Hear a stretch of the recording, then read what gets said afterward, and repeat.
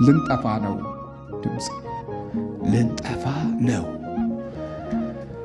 እሺ አንተም ራስህ ማዕበል ትሆናለህ። ራስህ በግል ሕይወት ውስጥ ማዕበል ትሆናለህ። የሚከተሉት ሁኔታዎች ከአንተ አኗኗር ውስጥ ጠብ ሲፈጥሩ ይታያሉ። ጠባይህ አይመችም። ጠባይህ እንዳይመች የሚያገለባብጡ ጠላቶች ከውስጥ ያሾከሹካሉ። ከውስጥ የሚጣሉ 4 ነገሮች አሉ። አንደኛው ልብህ፣ ሁለተኛው ሕሊናህ፣ ሶስተኛው አእምሮህ፣ አራተኛው ነፍስህ። እነዚህ ከውስጥ ይሟገታሉ። በብዙ ነገር የተጠላለፈው አኗኗርህ የውስጠኛውን ሕሊናህን አሰባስበህ አንድ የሆነ ምዕራፍ ያለው ጉልበት እንዳታገኝ ጥረት የሚያደርግ ኃይል ዋናው መሰሪው ከውስጠኛው ቦታ ይዟል። በእያንዳንዷ ሰዓት ይወስንብሃል። የምታደርገውን፣ የምታስበውን፣ የምታቀደውን ሊመራህ ይፈልጋል። ይህም ማዕበል ነው። ስለዚህ አለፈቃድህ ተንኮለኛ ትሆናለህ።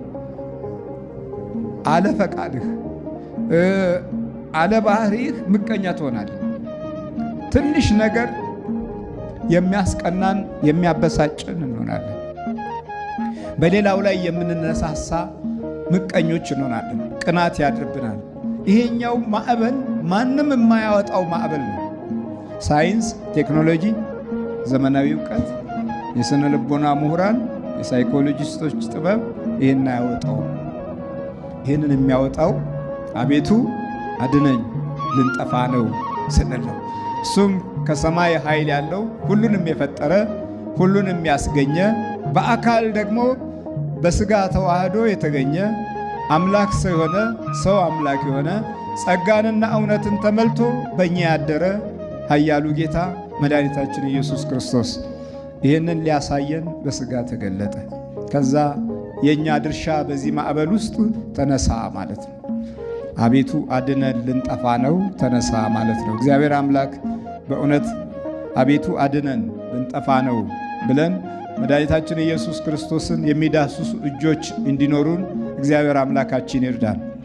ልንጠፋ ነው አድነን ስንል ደግሞ በክርስቶስ ሥጋና ደም በኩል ነው። በድምፅ ብቻ ከሆነ ተግባሩ ጎሎናል። አያችሁ። ስለዚህ በክርስቶስ ሥጋና ደም በኩል ሁል ጊዜ የሚመጡትን ችግሮች ማመልከቻ አቅርበን በጌታ ፊት ከተናገርን እርሱ እጆቹም ድምፆቹም ማዕበሉን ጸጥ የሚያደርጉ ናቸው። ከዛ በኋላ ጸጥታው ሰፈነ። ተነስቶም እናንተ እምነት የጎደላችሁ አላቸው። ሊያቆሙ የሚችሉበትን ኃይል ስላላገኙ እምነት ጎሏቸዋል። አያቸው፣ በደንብ አያቸው። በማዕበሉ ላይ ነው የሚታየው እምነታችን። እኛ ችግር በመጣ ቁጥር ችግር ፈጣሪዎች ነን። በጣም እኮ ያሳዝናል። ጨው ጠፋ የተባለ ጊዜ ጨው እያለ ምን ያህል እንደተወደደብን ታውቃላችሁ? አንድ ወቅት ላይ በእጥፍ ጨመረ። በእጥፍ 1 ኪሎ የትና የት ነበር የደረሰው?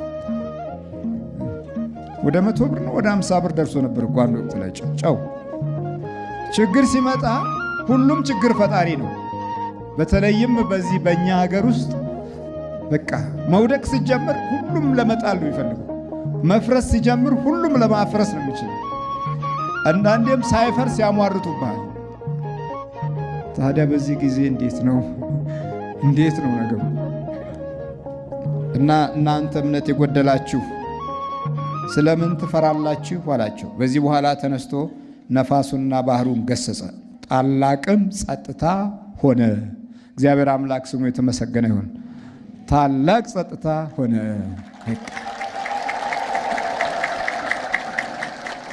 ቤታችን ይህንን ነገር ይፈልጋል።